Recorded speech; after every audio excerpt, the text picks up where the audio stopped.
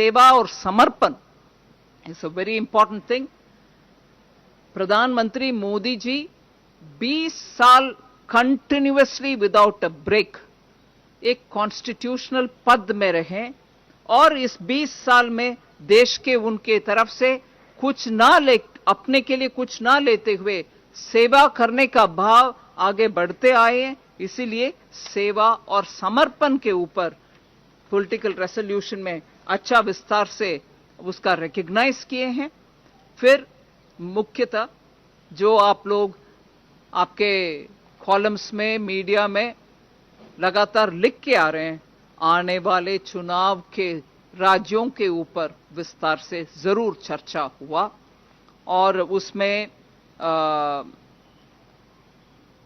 इससे पहले बंगाल हो, पुदुचेरी हो, तमिलनाडु हो, केरल हो, असम हो, इन राज्यों में हमारे परफॉर्मेंस के ऊपर भी विस्तार से बोला गया है और आने वाले चुनावों में भी हमारी कमिटमेंट पूरे पार्टी के स्तर पर और उसको बूथ लेवल तक काम करने का एक कमिटमेंट आज ओवरवेलमिंगली सबके सपोर्ट के साथ वो विषय भी पॉलिटिकल रेजोल्यूशन में आया। इसके तुरंत एक विषय में जरूर जोड़ूंगी, चुनाव से संबंधित बंगाल के वायलेंस के ऊपर पूरे पार्टी ने इसको पुरजोर खंडन किया है और ये भी कटिबद्ध है पार्टी कि हर एक बंगाल के कार्यकर्ता के साथ हम रहेंगे और उनको जुडिशरी के द्वारा ड्यूल प्रोसेस ऑफ लॉ के द्वारा उनको उनके justice दिलवाएंगे। So we will fight it out in the court. We will be in support of every worker of the party in Bengal. In his speech also, party ke Adhyaksh ji, Nadda ji had very clearly explained what kind of and what level of violence, not even leaving women, the violence, political violence, which has happened, on which every speaker and also the political resolution has come out strongly saying we shall stand by every worker of the party, we shall seek justice through the court. There's a specific mention of we shall ensure victory आने वाले चुनाव में, राज्य स्तर के चुनाव में. Resolution of victory in the upcoming elections finds a specific place. 17th and last but one point, opposition parties के ऑपर्चुनिस्टिक पॉलिटिक्स के ऊपर उनका समय समय पर उनके रवैया और उनके रुख बदलना, पॉलिटिकल ऑपर्चुनिज्म के रास्ते पर चलते हुए वो उनके पोजीशन को इधर उधर करना और ट्विटर से ही उनके राजनीतिक काम करना, इन सब के ऊपर भी एग्जीक्यूटिव बहुत ही स्ट्रांगली पोजीशन लिए और खंडन किए कि कोरोना के समय सड़क पर नहीं दिखाई दिए मगर ट्विटर के द्वारा हर संकोच के माहौल पैदा करने के लिए ऑपोजिशन के रोल के ऊपर भी इस रेजोल्यूशन में है। और इस देश का जब प्रधानमंत्री जी इतना मेहनत करके इस देश का छवि को और इस देश के लिए अंदर हमारे देश में ही ट्रस्ट बिल्डअप करने के लिए मेहनत कर रहे हैं, उसको लगातार वीकन करने के लिए ही ऑपोजिशन काम कर रहा है, यह भी स्पष्ट हमारे प्रस्ताव में आया है।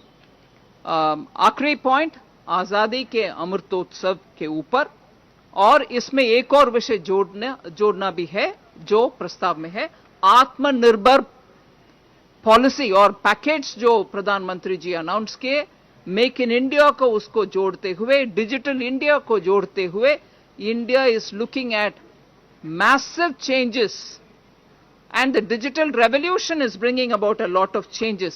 इस विषय को भी हमने जिक्र किया।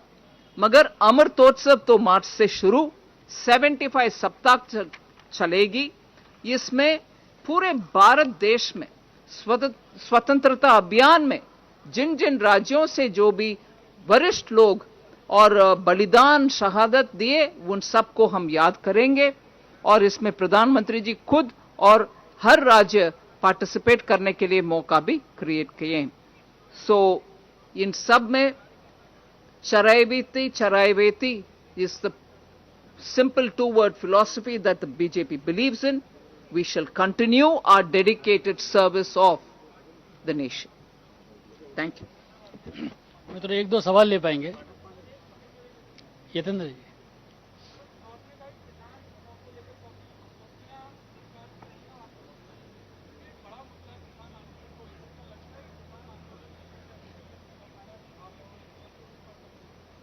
मैं मानती हूं कि इस विषय में हमारी तरफ से केंद्र मंत्री नरेंद्र सिंह तोमर जी और हर एक सरकार में जो है उनके पोजीशंस बार बार हम बोल रहे हैं, बातचीत करने के लिए तैयार। इन तीनों कानून में वैसा कौन सा एक मुद्दा है जिसके ऊपर आपको आपत्ति है, ये जरूर बोलिए। बात करने के लिए हर समय हम तैयार है। ये स्पष्ट है, आज तक एक भी पॉइंट नहीं आए, फिर भी तोमर जी बात करने के लिए तैयार है। पहले अगर ऑपोजिशन इस इश्यू को उठाने के लिए कोशिश करेंगे, वो जरूर वो स्पष्ट रखें कि क्या ऐसा विषय है उसमें उनका आपत्ति। बिना ये बोले जरूर उनका स्टोरी इनकम्प्लीट रहेगा। आनंद जी। राजनीतिक प्रस्ताव पेश करने के लिए उत्तर प्रदेश के मुख्यमंत्री का चुनाव, इसके पीछे वजह क्या है? दूसरा, उन्होंने क्या चुनाव के लेकर भी कुछ अपने राजनीतिक प्रस्ताव को लेकर क्या तैयारी है वहां पे? नहीं, राजनीतिक प्रस्ताव कॉपी आपको हाथ में मिलेगा, जरूर आपको मालूम होगा कि क्या है। मगर यूपी के मुख्यमंत्री जी को क्यों प्रस्ताव सामने रखने के लिए बुलाया गया? क्यों नहीं? वो पार्टी के वरिष्ठ नेता है, बहुत सबसे बड़ा देश में वो चला रहे हैं सरकार, और ये कोरोना के समय में भी उनके हर एक स्टेप आपको मालूम है। वो चाहे वो माइग्रेंट वर्कर हो, चाहे गांवों में रोजगार पैदा करने के लिए उनका कोशिश हो, और अभी भी उसके बाद जो एम्प्लॉयमेंट के लिए वो उनके तरफ से काम हो रही है, ये इन सभी विषयों को मन में रखते हुए पार्टी के एक कार्यकर्ता पार्लियामेंट में बहुत सालों से है, इसीलिए क्यों नहीं बुलाएं? जरूर बुलाएंगे। Lease Matthew.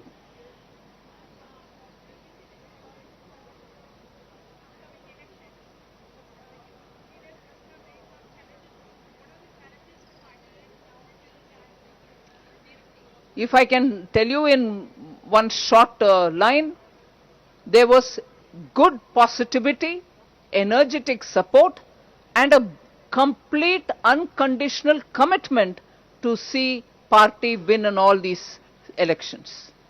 रविंदर जी।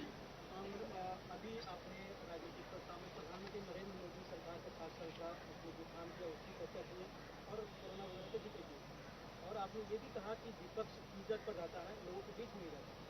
राहुल गांधी जिनको जब शायद दिखाया था ट्विटर पर, लोगों से मिले और उनसे जब पूछा गया कि प्रधानमंत्री आप बनिएगा तो सबसे पहला काम क्या करेगा, उन्होंने कहा कि महिला आरक्षण को लागू करेंगे, प्रधानमंत्री बनने का।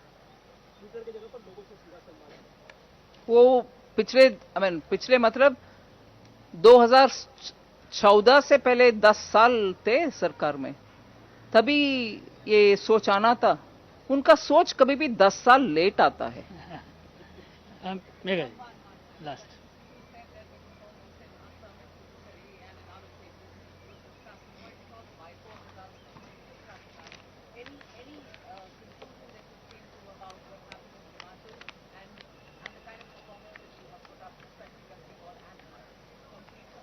No, in West Bengal, the state assembly election was discussed. But after that, the by-polls, there was a list out of how many, what happened, and so on. What happened in the sense, what's the result?